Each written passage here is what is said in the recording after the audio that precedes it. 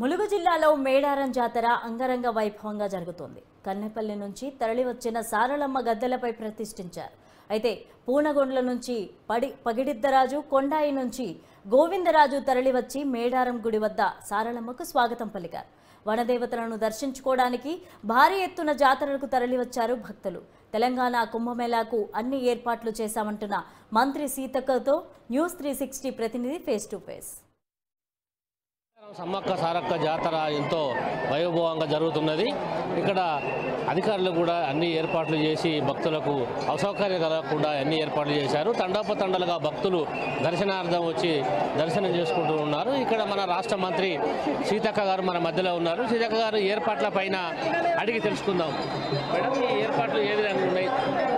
ఏర్పాట్లన్నీ కూడా ఇప్పటి వరకు దాదాపు 10 రోజుల నుంచి మాకు ఇదే జాతర నడుస్తుంది. 2 నెలల నుంచి జరుగుతుంది. 10 రోజుల నుంచి హెవీగా ఉంది. ఏర్పాట్లన్నీ ఎప్పటికప్పుడు సమీక్షించి మరి పనిచేస్తున్నటువంటి పరిస్థితి.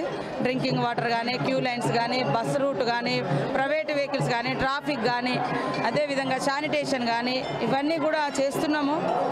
ఇంకా భక్తుల నుంచి వచ్చేటువంటి డిమాండ్స్ కానీ, సలహాలు కానీ తీసుకుంటూ కూడా ఎక్కడెక్కడ ప్రాబ్లమ్స్ ఉన్నాయో అవన్నీ సరి చేసుకుంటూ ముందుకెళ్తున్నా. ఇప్పటివరకు అయితే సాఫీగా జరిగింది.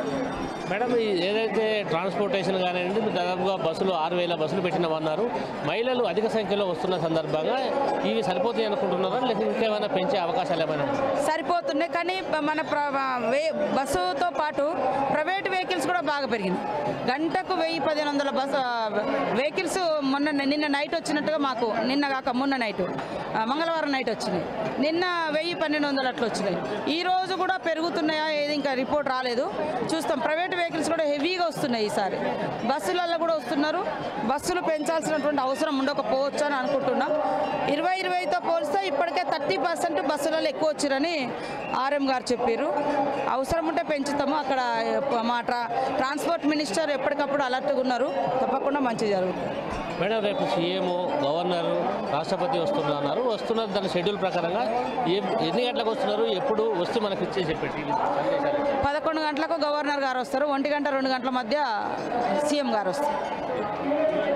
అంటే ఇక్కడ ఉన్నటువంటి ఏర్పాట్ల పైన మాట్లాడుతున్నటువంటి సందర్భం, ఇక్కడ అన్ని వసతులు బాగా కరెక్ట్గా చేసినాం. ఏదైతే ఏర్పాట్లు భక్తులకు అసౌకర్యాలు కలగకుండా వచ్చినటువంటి నిధులపైన మనం ఇక్కడ అన్ని ఏర్పాట్లు చేశాము. భక్తులకు అన్ని ట్రాన్స్పోర్ట్ విషయం కానివ్వండి, శానిటేషన్ కానీ, బందోబస్తు కానివ్వండి, ఎక్కడ ఎలాంటి లోటు లేకుండా అన్నీ సమకూర్చాము. భక్తులకు దగ్గరుండి ఏర్పాట్లన్నీ అధికారుల చేత చేయించి చూపిస్తామని మన మంత్రి సీతక్క చెప్పడం జరిగింది. కెమెరామెన్ శివతో రవీందర్.